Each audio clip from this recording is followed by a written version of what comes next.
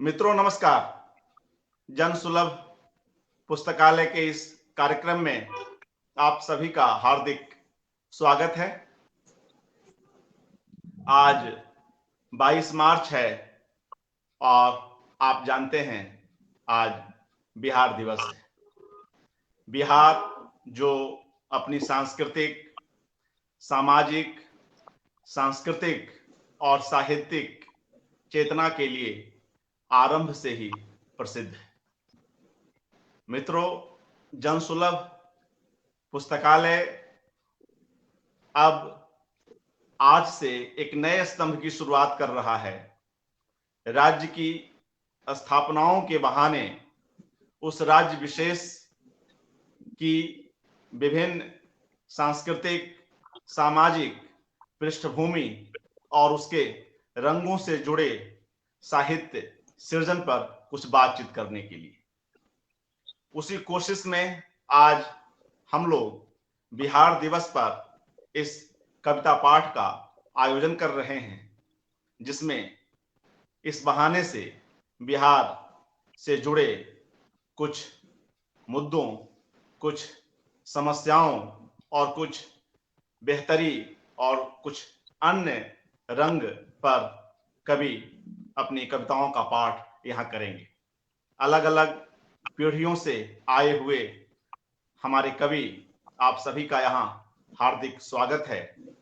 मदन कश्यप जी, अनिल विभाकर जी, शिवदयाल जी, पूनम जी, विनय कुमार जी, प्रेम रंजन अनिमेश जी और अनामिका अनु जी। आज ही इस कार्यक्रम की रूपरेखा बनी और आप सभी लोग इसके लिए समय निकाल पाए। आपका हार्दिक धन्यवाद आप सभी लोगों का। और शुरुआत अब हम करते हैं। आप जानते हैं कि हेलो जी, आवाज को ये कर लें। अनामिका जी, मित्रों, किसी कारण से अनामिका जी को, अनामिका जी आप आ गई हैं जी? हाँ, नमस्कार। केरल की तिरुवनंतपुरम, मैं अनामिका हूँ। आवाज थोड़ी कम आ रही है अनामिका जी आपकी। मैं एक बार इन्हें पुनः जोड़ता हूं।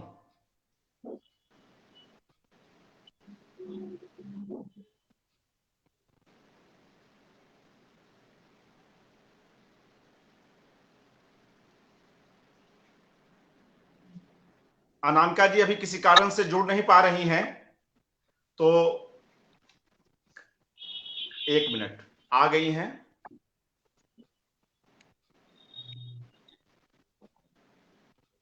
प्रेम भी आ गया।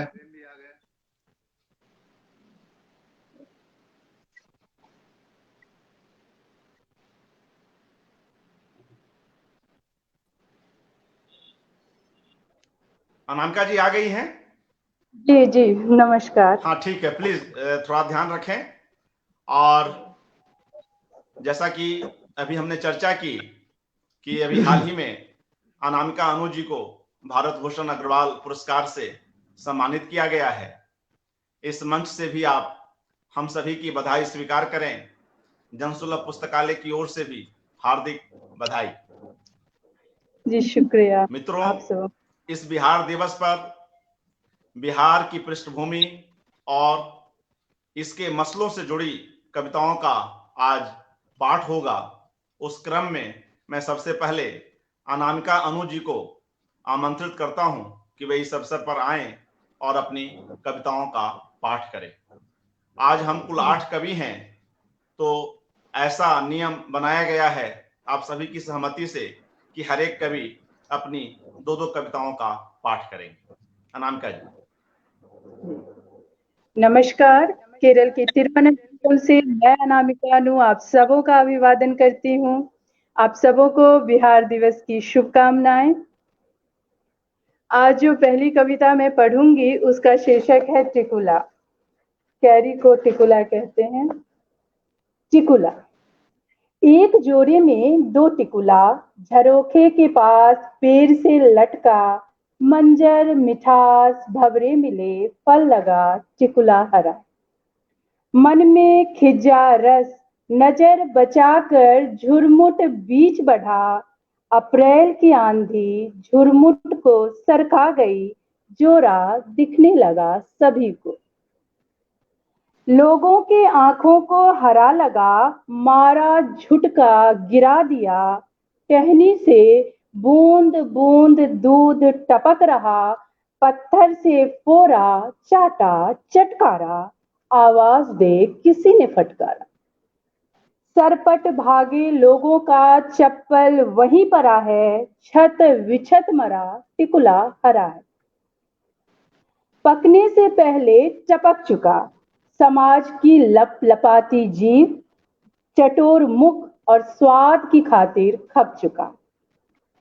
जख्मी बीज माटी में गरा परा, एक जोरे में दो टिकुला मरा।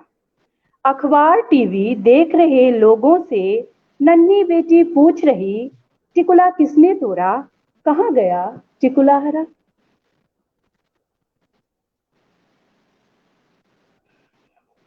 दूसरी कविता है, मैंने फणीश्वर नाथ रेणु की रचनाओं पर एक कविताओं की श्रृंखला लिखी थी, उससे ये कविता है तीसरी कसम।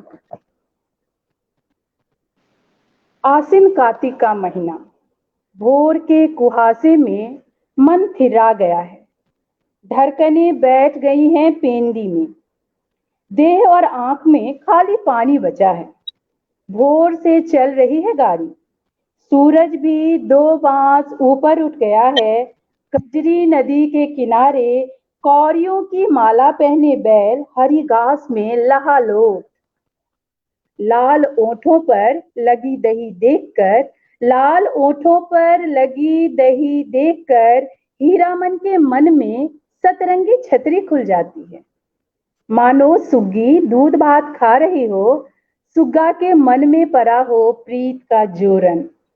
पहर दोपहर दिल दही, लाली लाली डोलिया में लाली रे दुल्हनिया के बीच मन विदेसिया हुआ जा रहा है हीरा मन का। बाघिन सी जानलेवा गंध होती है प्रेम की, बर्दाश्त से बाहर। प्रेम उफनती नदी है, उल्टी धार में भादों में कूद जाने का दिल करे तो समझ लो प्रेम को किनारा मिल जाएगा। मिलने से याद आती है परमार नदी की घाट पर पाल वाली नाव में कैद पर वाली चिड़िया। मिलने से याद आ जाती है परमार नदी की घाट पर पाल वाली नाव में कैद पर वाली चिड़िया। महुआ घटवारी जो सफरी मछली सी फरफराती तैर गई उल्टी धार में। प्रेम से याद आ जाती है कंपनी वाली हीराबाई, 2 बार हंसती थी और कलेजा गुथा हुआ आटा हो जाता था, एकदम मुलायम। उसके पैर की पैजनी जोग जानती थी, नथ जैसे शहर के बल्ब भुकभुकाते हैं सूरजमुखी की तरह। हीराबाई के नाम से ही देह में एक सल्लत सी कपकपी उठती है। कार्तिक का महीना इतना ठिठुरा दे, संभव ही नहीं। यह सब होता है 4 आना ठंड और 12 आना प्रेम के कारण। शुक्रिया। धन्यवाद अनामिका अनु जी, इतनी अच्छी कविताओं के पाठ के लिए और साहित्य में जो हमारे अग्रज हैं और उनकी किस तरह की रचना धर्मिता है उससे जोड़ते हुए अपनी रचनाओं को यहाँ पर रखने के लिए और इस खूबसूरत कविता सृजन के लिए हार्दिक धन्यवाद आपका।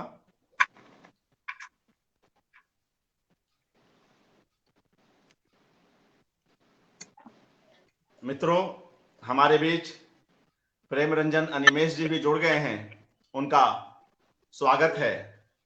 प्रेम जी, और आपको जोड़ने में कुछ विलंब हुआ तो बिहार से जुड़ी कविताओं पर यह कार्यक्रम हो रहा है और इस कड़ी में मैं अपनी 2 कविताओं का पाठ कर रहा हूं और मेरे बाद प्रेम जी आप होंगे।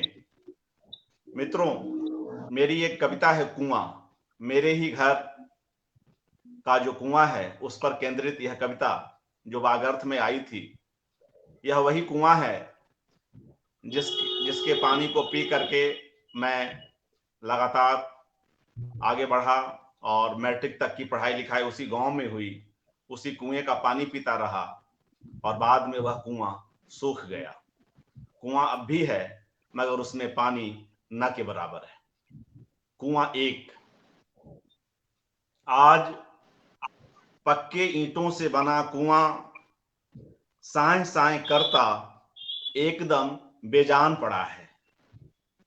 महीने 2 महीने में जब थकी हारी अनुत्साहित मां बेकसूर होकर भी गांव वालों से अपना चेहरा छुपाए मुख्य रास्ते को छोड़ पिछवाड़े से घर में आती है, क्योंकि मां इस बीच विधवा हो जाती है। तो सबसे पहले अपने कांपते हाथों से धूल का अंबार हटाती है और फिर घर में कब्जा जमाए अंधेरा झट दूर भाग खड़ा होता है, मानो डरता हो आज भी घर की मालकिन से।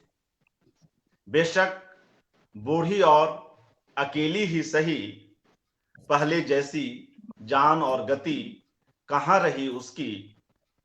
रुक रुक कर ही सही मगर मां धूप दिया दिखला देती है पूरे घर को और कुएं को भी। कुआं दो, मां कुएं की जगत के पास आकर उस पर अपनी कोहनी टिकाए देर तक आंखें बंद किए खामोश बैठी रहती है। जाने क्यों कुएं से टिकी मां की आंखों से आंसू की 2 धाराएं बह निकलती हैं। फट पड़ना चाहता है उसका हृदय, मगर तभी अपने पति के कई अधूरे काम याद आते हैं उसे और संभाल लेती है वह अपने आप को। कुआं 3, कुआं मां को अतीत में लेकर चला जाता है। तब वह नई नवेली दुल्हन बनकर इस घर में आई थी। इस कुएं का पानी ही यहां ससुराल में सबसे पहले ग्रहण किया था उसने, मगर हाय रे समय का चक्र, पति संसार छोड़ गया और बच्चे यह घर। मां इन सभी की ओर से कुएं से माफी मांगती है। कुआं 4, मां की निःशब्द भावना को देखकर कुआं पसीज जाता है।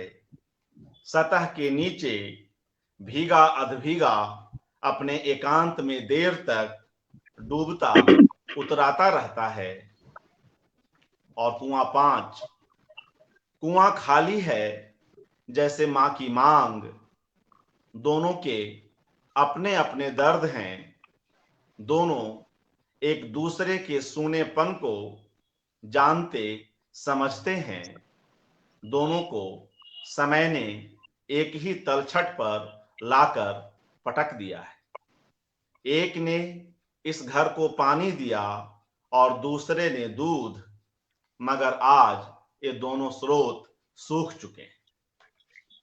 यह कुआं श्रृंखला के अंतर्गत मेरी कविताएं थीं और चूंकि यह थोड़ी लंबी हो गई तो मैं अपनी बात को यहीं रोक करके एक कविता दिल्ली में जहानाबाद, वह भी श्रृंखला में है, तो सिर्फ उसकी पहली कविता दिल्ली में जहानाबाद को लेकर अपनी बात समाप्त करता हूं। दिल्ली में जहानाबाद। जहानाबाद कोसता है अपने लहू लुहान वर्तमान को, जीते जी इतिहास के घोरे पर चले जाने के लिए। जहानाबाद अकेला नहीं है विश्व के मानचित्र पर। वे जहानाबाद कितने अच्छे हैं जो अकेले हैं, अचर्चित हैं, स्थानीय हैं। टीवी पर नहीं दिखते, अखबार में नहीं आते, मैगजीन के कवर स्टोरी नहीं बनते, जहानाबाद सिर्फ जहानाबाद रहता है। मेरा गांव पटना जिले में है, लेकिन तब मेरा संसदीय निर्वाचन क्षेत्र जहानाबाद था। तो दिल्ली में जहानाबाद शीर्षक से ये 2 कविताएं लिखी थी, तो उसकी एक कविता यहाँ रखी। और अब आगे बढ़ते हुए प्रेम रंजन अनिमेष जी से आग्रह करता हूं कि वे अपनी कविताओं का पाठ करें। प्रेम जी। धन्यवाद अर्पण जी, और आप सबको नमस्कार। मदन जी, शिवदयाल जी, पूनम जी, अनिल विवाकर जी और अनामिका जी अभी पढ़ के गई, शायद विनय जी भी हमसे जुड़े हुए हों। तो मैं भी जो कविताएं, चूंकि ये अपनी जमीन से जुड़ी कविताएं सुनानी है, तो बिहार से वो कविताएं सुना रहा हूँ जो उसी ज़माने में लिखी थी जब कॉलेज में था मैं, और उस ज़माने में मदनी का भी सानिध्य था। तो उम्मीद करता हूँ आवाज़ मेरी सही सलामत पहुँच रही होगी आप तक। जी हाँ, बिल्कुल बिल्कुल। तो ये मिट्टी के फल जो पहला संग्रह है, उसमें कविता है, नदी के साथ बहता नगर। कविता है, यह गंगा के पानी का धीरे धीरे घटना है। यह गंगा के पानी का धीरे धीरे घटना है। पर्यटक स्वागत, यह ऐतिहासिक नगर पटना है। सकरा और लंबा नक्शे पर जैसे औंधा पड़ा है। नीचे ठंडी हो चुकी आग और ऊपर बोधि वृक्ष पर खीर का तसला चढ़ा है।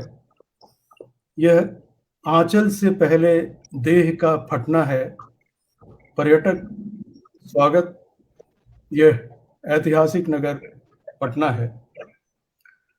शाप इसे रहेगा हमेशा, शाप इसे रहेगा हमेशा खतरा बाढ़ और आग का। पर सब बेफिक्र किसने कहा कि हाका पड़ेगा नून और साग का। गोबर में खुसे सरकंडों पर यह पूरे ठाट का ठटना है। पर्यटक स्वागत, यह ऐतिहासिक नगर पटना है। चिड़ियाघर, अजायब घर, तारा घर, गोल घर, कितने हैं घर, और आधे से अधिक लोग सोते नालों पर खाट लगाकर। यह सूखे कुएं का अपनी ही मिट्टी से पटना है। पर्यटक स्वागत, यह ऐतिहासिक नगर पटना है। व्यवस्था मुस्तैद है हर नाके पर, सुरती और संगीन से लैस। जिंदगी यूं इत्मीनान से जैसे चलती सड़क पर पगुराती भैंस। यह मौके पर पुलिस के न पहुंचने से टल गई दुर्घटना है। सचिवालय में घड़ी टंगी है और काम चलता है बिना घड़ियों के। 2, 4, 10 वसूलते कितने सधे प्रशिक्षित हाथ संतरियों के। पतंग कट जाने के बाद यह बाकी बचे धागे का भी लुटना है। पर्यटक स्वागत, यह ऐतिहासिक नगर पटना है। यह ठहरे हुए पानी से सोए हुए कगार का भीतर भीतर कटना है।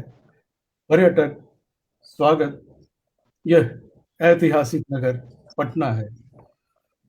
तो एक यह कविता थी। एक उसी जमाने की कविता है जो संग्रह में नहीं है, 2-3 साल पहले दैनिक जागरण में ये जरूर आई थी, लेकिन है उसी जमाने की कविता। शीर्षक है मुझमें बसा बिहार। तो चूंकि आज बिहार का स्थापना दिवस है और मौका ऐसा है, तो मुझे लगा कि यह कविता आपके साथ साझा करूं। मुझमें बसा बिहार, माने कभी नहार, माने कभी नहार, मुझमें बसा बिहार। भूमि बुद्ध की है यह प्यारी, गुरु गोविंद की धरती न्यारी, सींचे शुभ सुविचार, मुझमें बसा बिहार।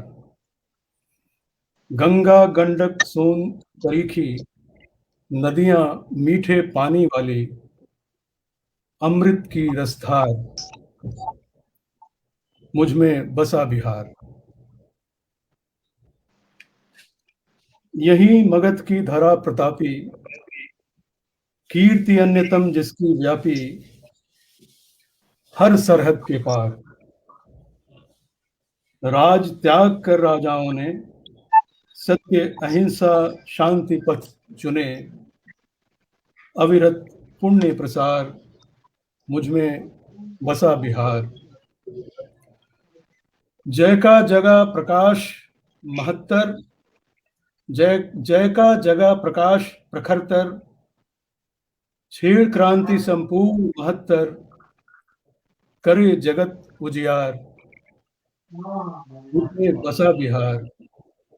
बोली में मिश्री घुलती है, सुर की हर धारा मिलती है, भावों का भंडार, मुझमें बसा बिहार। कोई यहाँ न ऊंचा नीचा, सबसे अपनापन का नाता, समरसता का सार, मुझमें बसा बिहार। लोग परिश्रम करने वाले, सत के व्रत को वरने वाले, लोग परिश्रम करने वाले, सत के व्रत को वरने वाले, अपना सब कुछ वार, मुझमें बसा बिहार। जोड़े मन के तार सभी से, जाने करना प्यार सभी से, जोड़े मन के तार सभी से, जाने करना प्यार सभी से, प्रेम मधुर संसार, मुझमें बसा बिहार। सदा मेल का आए, खुला हृदय विनय है, जी अपने को कोई म्यूट आए। कर लें, विनय जी म्यूट कर लें।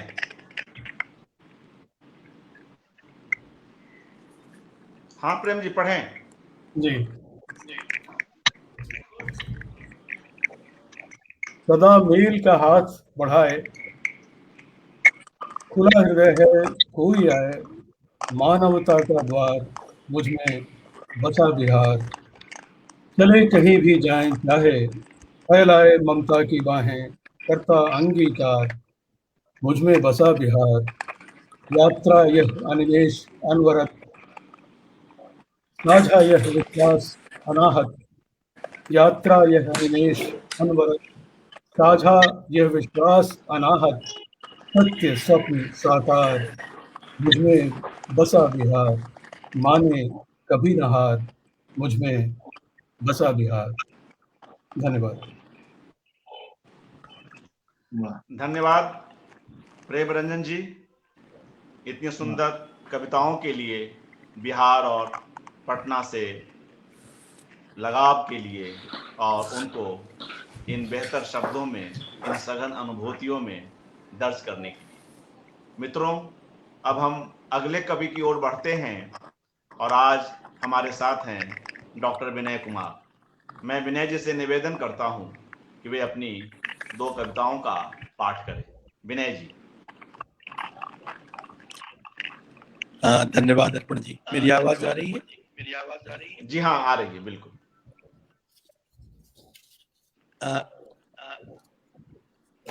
जी। तो मैं मामला बिहार का है और बिहार दिवस है। मैं हम लोग सब गंगा के पड़ोस में रहते हैं, जो पटना में रहते हैं। तो गंगा शीर्षक 2 कविताएं हैं, गंगा 1 और 2। मेरा अभी जो संग्रह आने वाला है इस साल, जिसका नाम है पानी जैसा देश, मैं उससे ये 2 कविताएं पढ़ रहा हूँ। बहुत छोटी छोटी कविताएं। गंगा 1। भुजाएं मिट्टी से दबी हैं, कंक्रीट के खंभे बदन के आर पार, नालों में बहता तेजाब चलाता है, अपनी तरलता के बावजूद तड़पती है वह, और मगध को कोसते हुए हौले हौले लिच्छवी तट से जा लगती है। गंगा को साइकिल चलाना नहीं आता, नहीं तो और उत्तर चली जाती।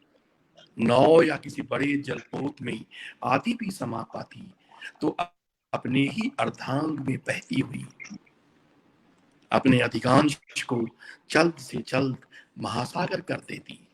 उड़ सकती तो आकाश गंगा में लीन हो जाती, मगर वह तो बस कृतज्ञ बेटों की बीमार मां की तरह सब सहती है और आजिज आकर तनिक खिसक भर जाती है। ये पहली। और दूसरी है, दूसरी कविता में गंगा की जो डॉल्फिन है वो कह रही है शिव से, जिनके जटा से गंगा निकली है। गंगा 2।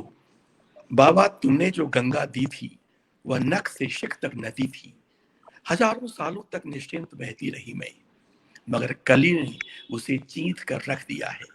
उसकी सेज जगह जगह से नंगी हो गई है बाबा। कहाँ वह नरम और निर्मल निरंतरता, और कहाँ ये टेढ़े मेढ़े टापुओं से भरी निर्ममता। टकराते टकराते क्षत विक्षत हो गई हूँ। सारे मत्स्यावतार संकट में है बाबा। यूं ही टूटती ईंटों में बट जाएगी सदा नीरा। फिर मेरी डॉल्फिन वाली देह कैसे रहेगी इसमें, और कोई भी कैसे और कहां रह पाएगा। हौले हौले सारी गतियां मंदाकिनी की तरह कथा शेष हो जाएंगी, और कथा कहने सुनने वाला भी कोई नहीं होगा। फिर तुम क्यों और किसके लिए आओगे अपनी कथा से बाहर, और फिर भी आना चाहते हो। फिर तुम क्यों और किसके लिए आओगे अपनी कथा से बाहर, और फिर आना भी चाहो तो एक औंधे कमंडल के नीचे तवे सा तपता कैलाश और नमक की रेत से अटा क्षीर सागर तुम्हारी राह रोक लेंगे। पानी के होने न होने को हम मछलियों से अधिक और कौन जानता है बाबा। हम मछलियों से अधिक और कौन जानता है बाबा। धन्यवाद। वाह, धन्यवाद विनय जी, इन सरल भावमयी कविताओं के लिए और मिथकीय चेतना से युक्त और उसे आज का प्रसंग देते हुए इन कविताओं को रचने के लिए और यहाँ इस कार्यक्रम में इनका पाठ करने के लिए। मित्रों, अब हम अपने अगले कवि की ओर बढ़ते हैं और मैं निवेदन करता हूं शिवदयाल जी से कि वे अपनी कविताओं का पाठ करें। शिवदयाल जी।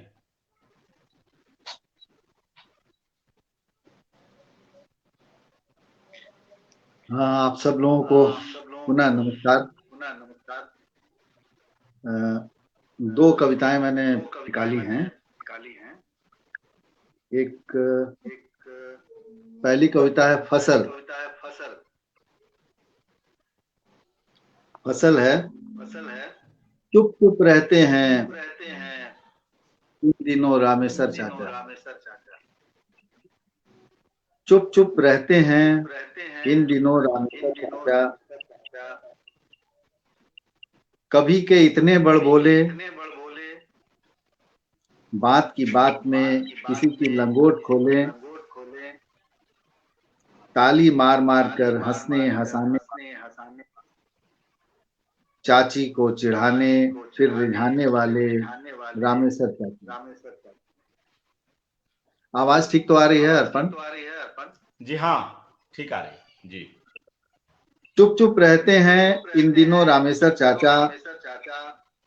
कभी के इतने बड़बोले, बात की बात में किसी की लंगोट खोलें। ताली मार मार कर हंसने हंसाने वाले, चाची को चिढ़ाने फिर रिझाने वाले रामेश्वर चाचा।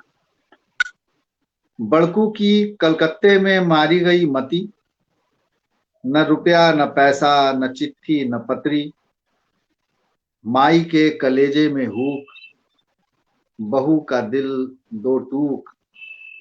बेआस मन को देती विश्वास कि एक दिन जरूर फलेगा नीम वाली मैया का भाखा, तीज जितिया का उपास। रोती फेंकती पोती को जब गोद में लेते चाचा, लगता जैसे छाती पर धरा हो जांटा। छोटकू का कुछ पता नहीं, 2 महीने पहले बैठाया था पंजाब की गाड़ी में। थोड़ा डर था, थोड़ा पछतावा, पर लड़का था जिद पर। संग गांव के 2 छोरे और क्या करते। सुनते हैं ट्रेनें लड़ती हैं, लुटती हैं, अच्छे भले लोगों के हो जाते हैं गुर्दे गायब, और अनचक्के मारे जाते हैं सोते हुए बिहारी मजदूर। बिटिया अलग है बेहाल ससुराल में, नैहर लिवा जाने के लिए बुलाया है भाई को। भाई बचा एक ननकू, भाई बचा एक ननकू। ननकू को इधर नेताजी पोटियाए हैं, जाने क्या खिलाए पिलाए हैं। अब तो राम ही जी का सहारा है। बगदल बेकहल बनवाकर कुछ कहो तो अगिया कर पोल्टिस झाड़ने लगता है। गांव की हवा अलग खराब, छूटी चौपाल, बिछड़े सब दोस्त यार। ऊपर से चाची ने जब से पकड़ी है खाट, चित बेकल है, जियरा उदास। जब देखो तो कलपती हैं जोड़कर कांपते हाथ। अब चला चली का टेम है, कहा सुना सब माफ।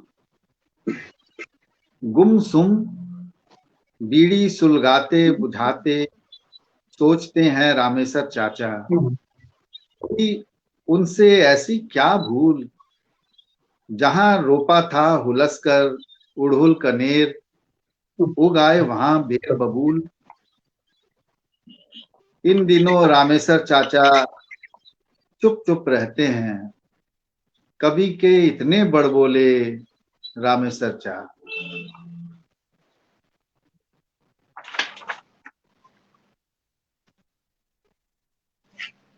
दूसरी कविता है ड्रॉप आउट। ये ड्रॉप आउट बच्चों को ध्यान में रखकर लिखी गई है। मैंने उनके लिए कुछ काम किया था। उसी बीच गांव में मेरे अपने गांव में एक लड़की मिली थी, तो दरअसल ये कविता उसी पर मैंने लिखी थी, ड्रॉप आउट। सोचा था तुम पर लिखूंगा एक कहानी, खूब सोचा जब इस बात पर, तो पाया तुम तो कविता का विषय हो ए सरिता। तुमसे कहा भी था, वादा किया था मैंने, कि लिखूंगा जरूर एक कहानी, कि कैसे बनती फिरती है एक छोटी सी किशोर वय लड़की गांव भर की नानी।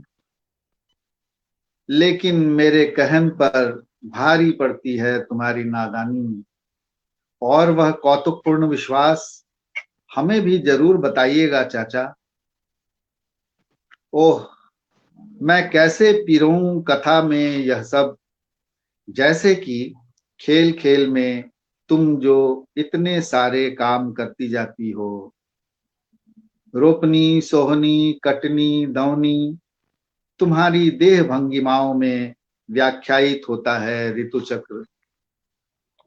तुमने मास साहब को कैसे छकाया और स्कूल जाने से इनकार कर दिया।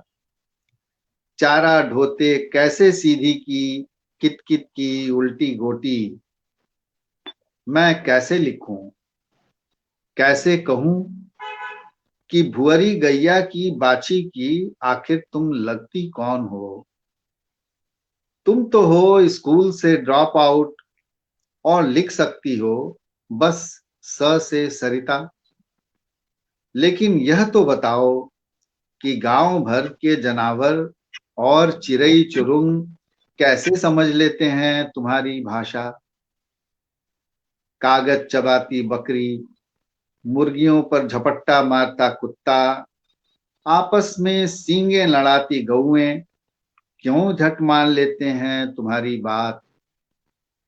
तुमने आखिर कौन सी पढ़ाई पढ़ी है ए सरिता, तुम पर लिखी जा सकती है सिर्फ कविता।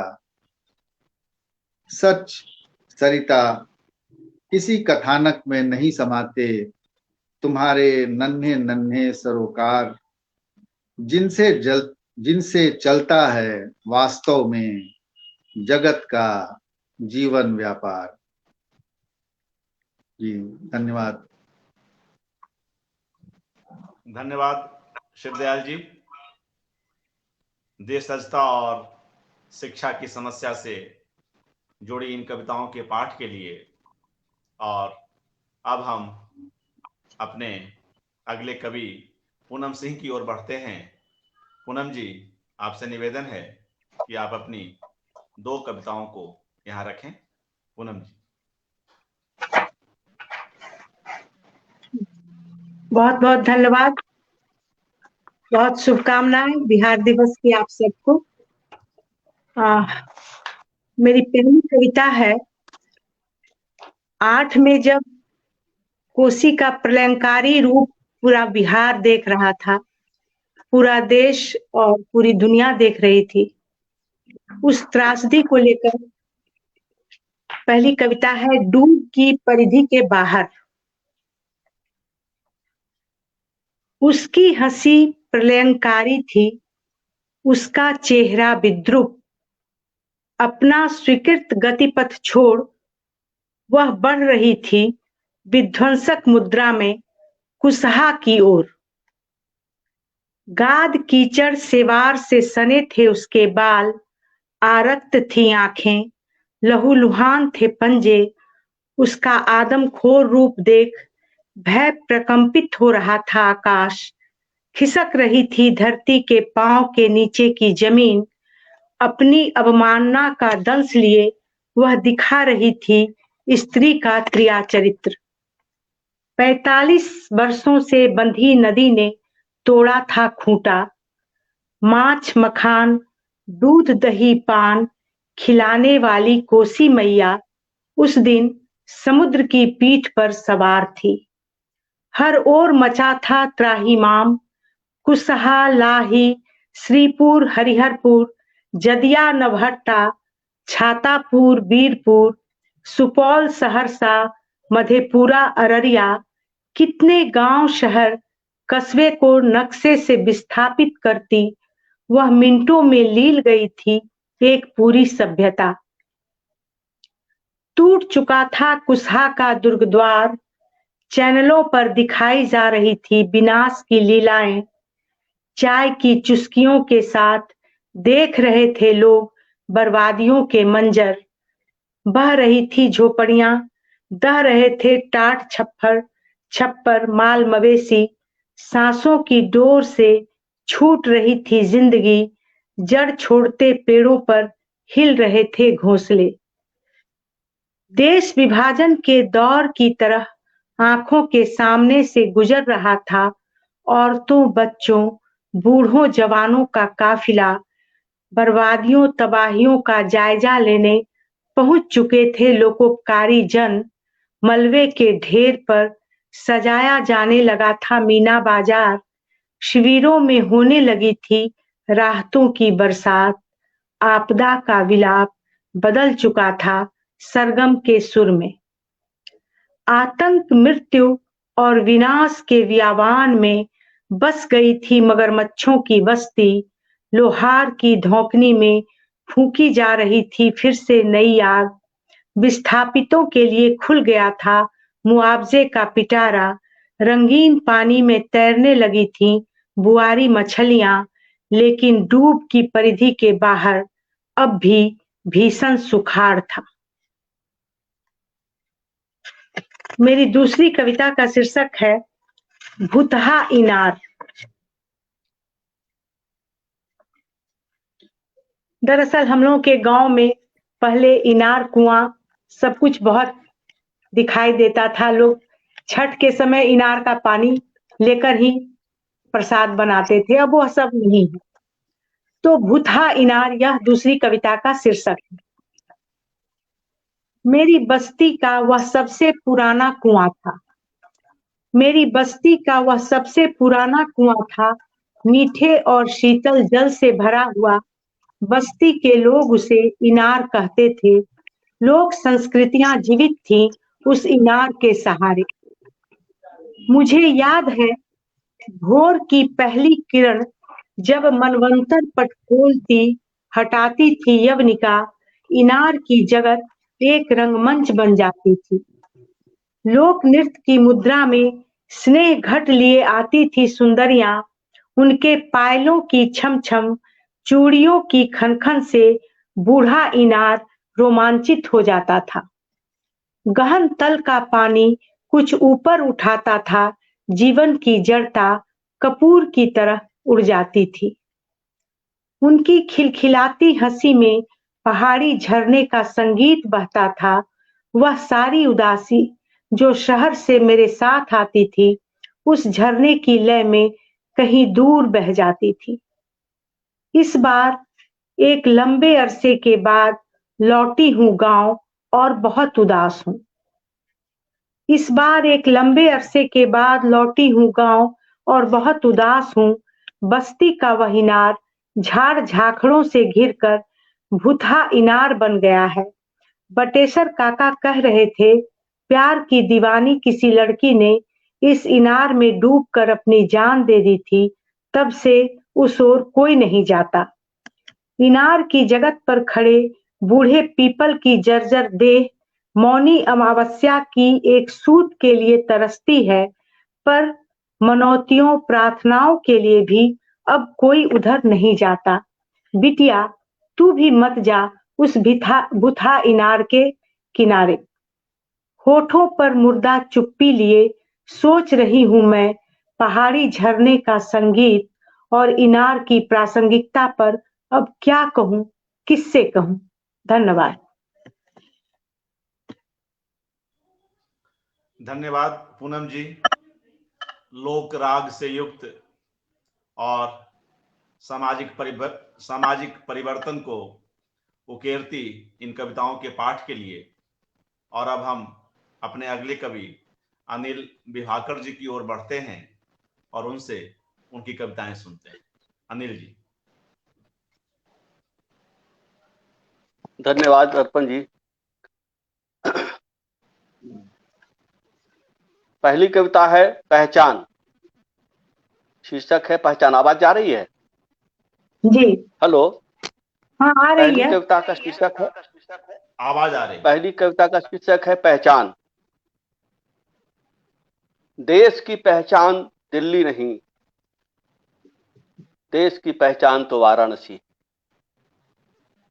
देश की पहचान दिल्ली नहीं, देश की पहचान तो वाराणसी है। देश की पहचान तो गया और बोध गया है। देश की पहचान आगरा और मथुरा है। अमृतसर, अजमेर शरीफ और पुष्कर हैं देश की पहचान। देश की पहचान राजगीर और नालंदा, विक्रमशिला और तक्षशिला हैं। देश की पहचान रामेश्वरम और तिरुपति हैं। नासिक और त्र्यंबकेश्वर हैं देश की पहचान। गंगा और यमुना से जाना जाता है यह देश। गंगा और यमुना से जाना जाता है यह देश। देश की पहचान हल की मूठ थामे मजदूर और किसान हैं। देश की पहचान हल की मूठ थामे मजदूर और किसान हैं, जो दिल्ली की हरकतों से परेशान हैं। दिल्ली की हरकतें देश की पहचान नहीं हो सकती। दिल्ली की हरकतें देश की पहचान नहीं हो सकती। कुतुब मीनार और जंतर मंतर हो सकते हैं देश की पहचान, दिल्ली नहीं हो सकती।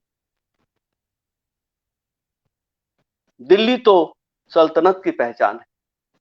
कुतुब मीनार और जंतर मंतर हो सकते हैं देश की पहचान, दिल्ली नहीं हो सकती। दिल्ली तो सल्तनत की पहचान है।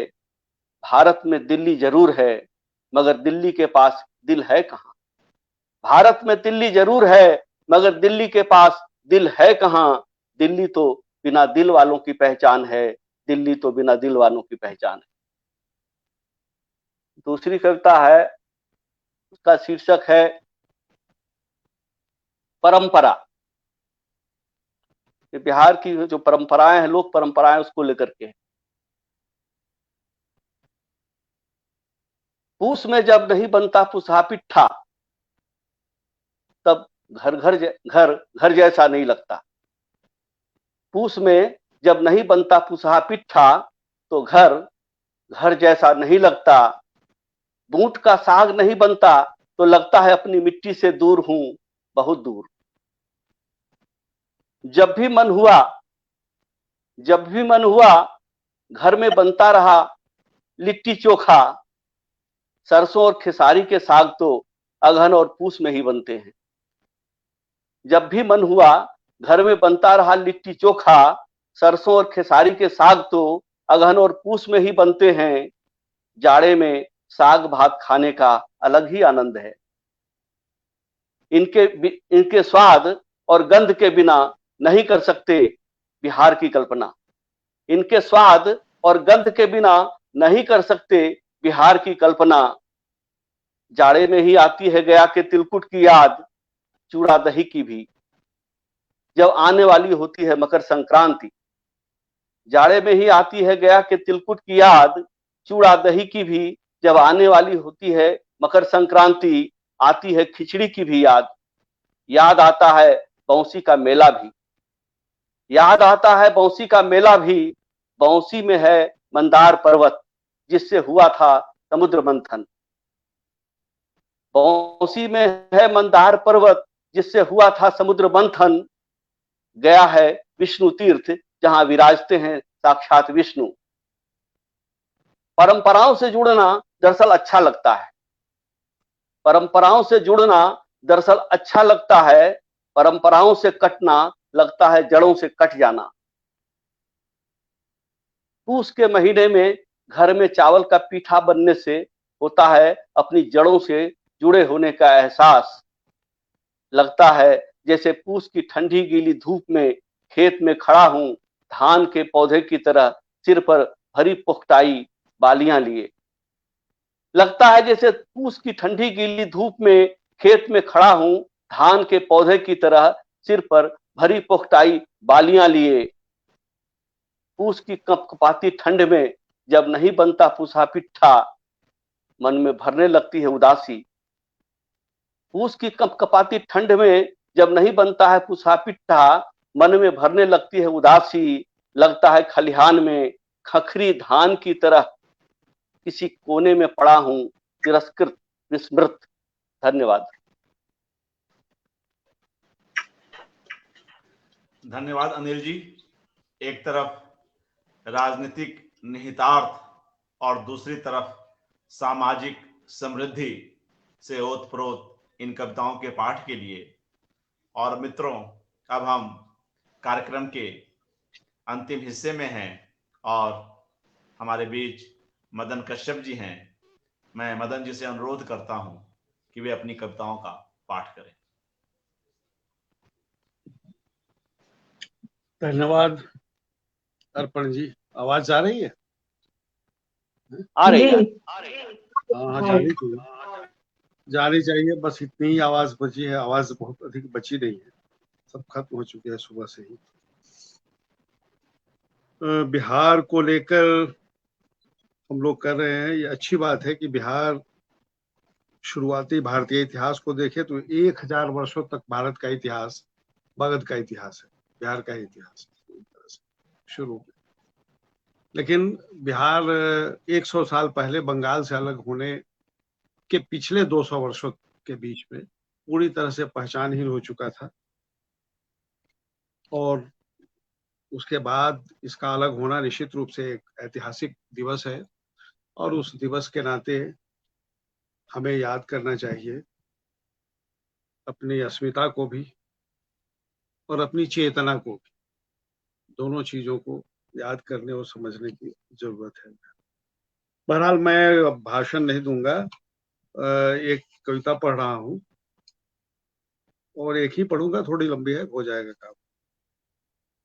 ये कविता शायद जिस तरह की भाषा में है 2003 की कविता है। अगर मैं अब लिख रहा होता तो शायद इस तरह की भाषा में नहीं लिखता, कुछ अलग लिखता।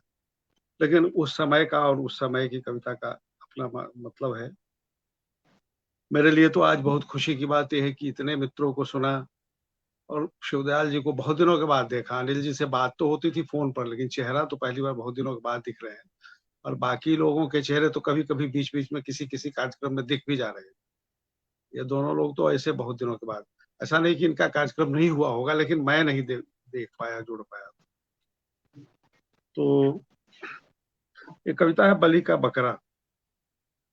आपको 2003 में याद होगा कि तिनसुकिया में एक दंगा हुआ था, बिहारियों की बड़ी संख्या में हत्या की गई थी। तो जिस दिन 52 लोग मारे गए थे उस दिन यह कविता लिखी थी। और उसके बाद भी लोग मारे गए, ये 52 आखिरी संख्या नहीं थी। तो उस समय की स्थिति पर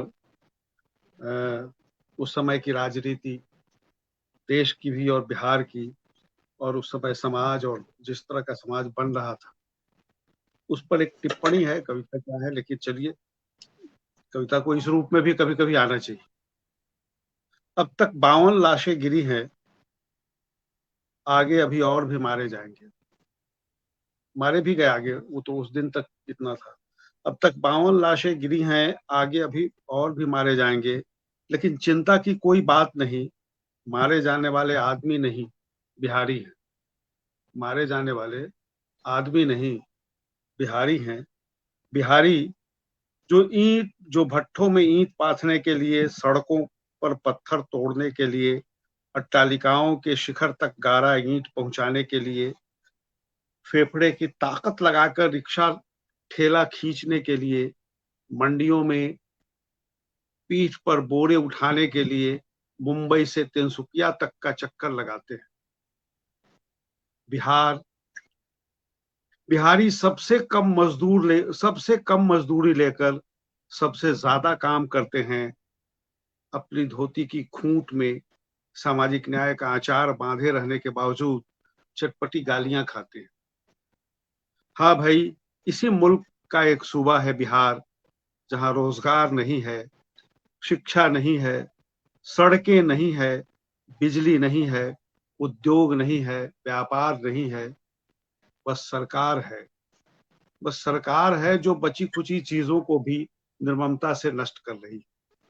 इसी मुल्क का एक सूबा है बिहार, जहां किसानों को धान गेहूं का समर्थन मूल्य नहीं मिलता, और अब तो पूरे देश को न मिलने की बात हो रही है। बिहार को हम लोग कई मायने में, मैं कविता रोक कर एक बात कह देना चाहता हूं कि बिहार के जिस पिछड़ेपन की और तमाम चीजों की चर्चा होती है, वो कई मायने में लगता है कि वो बिहार अग्रगामी भी है, क्योंकि जो बिहार आज है कल फिर पूरा देश वही हो जाता है। बिहार की जो दुर्दशा है तो कल पूरे देश की हो जाती है, जैसे अभी हो रहा है। इसी मुल्क का सूबा है बिहार, जहां किसानों को धान गेहूं का समर्थन मूल्य नहीं मिलता, जहां विकास की सारी योजनाएं वर्षों से ठप पड़ी हैं, जहां कानून बस तोड़ने के लिए है और अदालतें अवमानना के लिए। घूस पर टिका है सचिवालय, रंगदारी पर राजसत्ता, अपहरण पर सियासत और हिंसा पर जनतंत्र। जनता है कि पेट का दोजख भरने के लिए दौड़ लगाती है देश के इस कोने से उस कोने तक। इनकी सेवा की जरूरत सबको है, मगर इनके स्वाभिमान से सबको चिढ़ है।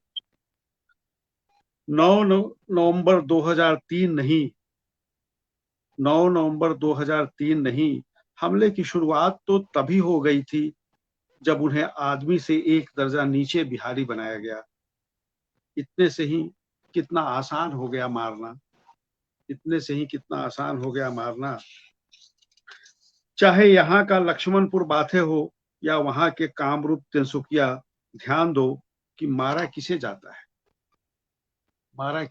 है। 52 बिहारियों की लाशों पर सियासी नाच कर रहे सत्ता के जोकर, पागलपन की हद तक पहुंच गई है उनकी उन्मादी क्रूरताएं। क्या क्या बक रहे हैं जुनून में। उस समय की सत्ता की जो टिप्पणियां थी उसी पर ये प्रति टिप्पणी है। क्या क्या बक रहे हैं जुनून में। किन्हीं औरों से ज्यादा उन्हें पता है कि वे ही हैं असली हत्यारे।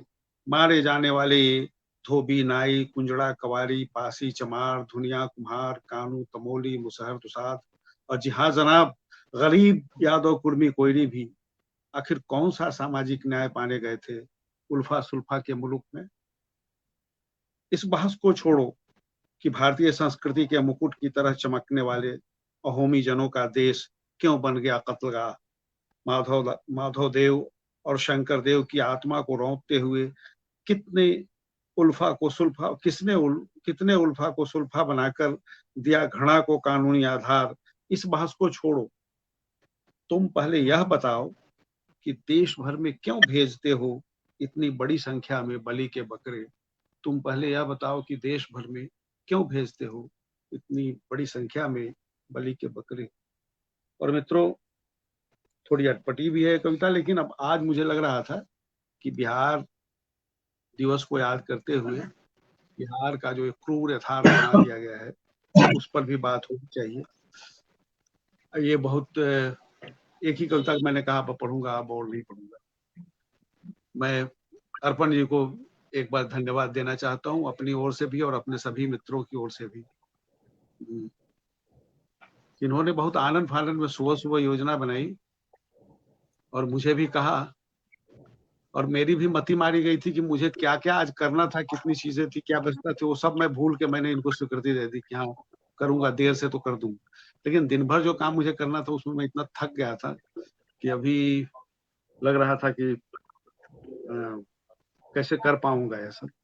लेकिन फिर भी यह इसलिए भी मैंने दे दी कि बहुत जरूरी लग रहा था कि इस बहाने से, किसी बहाने से हम बिहार को, अपनी जमीन को, अपनी परंपरा को इस रूप में बिहार दिवस के दिन याद करें और इसकी विसंगतियों को देखें और समझें और दोषारोपण करने की जगह आत्मालोचन करें कि बिहार को सिर्फ बाहरी शक्तियों ने नहीं, हम सब बिहारियों ने ही मिलकर बर्बाद किया है।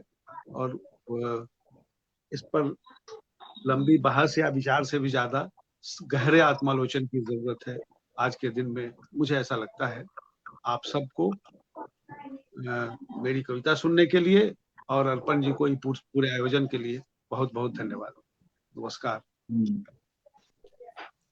आपको भी नमस्कार। धन्यवाद मदन जी। प्रवासी बिहारी मजदूरों की जो इस तरह की कारुणिक दशा और मानव से भी नीचे जाकर गर्माहीन तरीके से उनके जीवन को जीवन न समझने की जो स्थितियां हैं, जो असम में ही नहीं कई राज्यों में हैं, उस पर इतनी सघनता से और इस संवेदनशीलता के साथ इस कविता के पाठ के लिए, और जैसा कि मदन जी ने कहा और शिवदयाल जी ने कहा कि काफी कम समय में आज बिहार दिवस पर यह योजना बनी और हम अपनी मिट्टी और जमीन से जुड़े 8 कवियों को यहाँ सुन पाए और एक बिल्कुल सीमित और तय अवधि के भीतर लगभग 1 घंटे के अंदर यह पूरा कार्यक्रम समाप्त भी होने जा रहा है। तो इस संतुलन के साथ और आप सभी के सहयोग के लिए आप सभी का हार्दिक धन्यवाद, और जो भी दर्शक और श्रोता इनसे जुड़े रहे उनका भी अभिनंदन। आपका भी बहुत धन्यवाद। पूरा नमस्कार। और आपने तो दूर दूर से लोगों को जोड़ लिया, मुंबई से जुड़ गए हमारे अनिमेश, और अनिमेश जी तो तब भी बिहारी अपने को मानते हैं। राधिका ने तो बिहार को पूरी तरह छोड़ दिया, वो मलयाली हो गई है पूरी तरह से, वही घर बना लिया त्रिवेंद्रम में, अब वही रहेगी। मुजफ्फरपुर कब आओगी अनामिका? नहीं, मुजफ्फरपुर नहीं, उसने तो तिकोलों के मौसम में केरल की नागरिकता ले ली है। पूनम जी, अभी हम लाइव हैं और देश के अलग अलग हिस्सों से बिहार से जुड़े कवि आपकी कविता रहे हैं। दीदी बुलाए, हमने ऐसा संभव है। जी जी। तो एक तरफ महाराष्ट्र मुंबई से प्रेम जी, छत्तीसगढ़ बिलासपुर से मैं, दिल्ली से मदन जी और पटना से शिवदयाल जी, मुजफ्फरपुर से पूनम जी और पटना से ही अनिल विभाकर जी, आप सभी नहीं, लोग जुड़े। वो बंगलुरु से है, अनिल वाकर जी बंगलुरु में है। हाँ बेंगलोर सॉरी में है। जी, हाँ वर्तमान में अनिल विभाकर जी कर्नाटक सब बंगलोर में प्रवासी है। और व्यस्त लोग हैं। जी जी, तो जो बिहार प्रेम वालों से की आपको जो बहुत एक दिन आप बाद ही स्थापित हैं। जी बिहार जी, वालों की जो एक ये भी अच्छा सामाजिक और अवसर है, लोग सब एक दूसरे से इसी बहाने मिल पाए। जी जी, और शिवदयाल जी तो आप अलग अलग स्थापित हैं हिस्सों से। और डॉक्टर विनय कुमार, दो लोग पटना में स्थापित हैं और पूनम जी हाँ मुजफ्फरपुर, बाकी सब लोग भी स्थापित। सब लोग भी स्थापित हैं, सही बात। स्थापित बिहारी दो ही मिले यहाँ। हाँ, नहीं पूनम शिवदयाल जी भी मूलतः छपरा से ही हैं और पटना में निवास कर रहे हैं। तो खैर इस सफल बिहारी आयोजन है। के लिए और जी और नहीं, आप बहुत सभी अच्छा के स्नेह कार्यक्रम, के लिए बहुत अच्छा। जी जी, सारा तो अगर श्रेय अनुमति आपको हो जाता है, अर्पण जी को, अर्पण जी को। जी जी, अच्छा, ऐसा आभार, है कि आप सभी लोगों का हार्दिक आभार। समाप्त करने दीजिए, कार्यक्रम को समाप्ति समाप्त को करें। ठीक चलाते रहिए। हाँ जी ठीक है, कार्यक्रम को समाप्त करता हूँ। हार्दिक धन्यवाद आप सभी लोगों का और आप दर्शकों का, मित्रों का अभिनंदन, शुक्रिया। धन्यवाद और शुभ रात्रि।